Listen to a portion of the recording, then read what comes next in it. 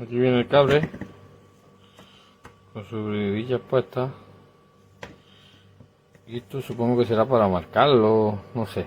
Algo de eso tiene que ser. Si queremos marcarlo, pues pasarle al cable para saber de lo que es. Si tenemos un router o un switch con diferentes conexiones, que vayan a diferentes ordenadores, máquinas, etcétera. Se ve que es de muy buena calidad.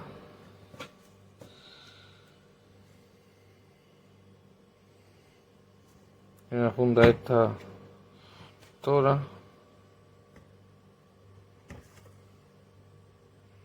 Es UTP de categoría 6.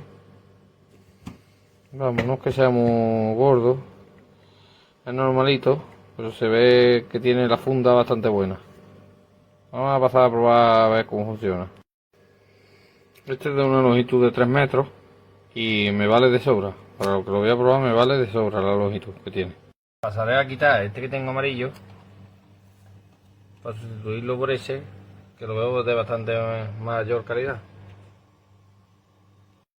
Ya está conectado en el switch y ahora pasaremos a conectarlo aquí al receptor de satélite que tengo para ver la televisión.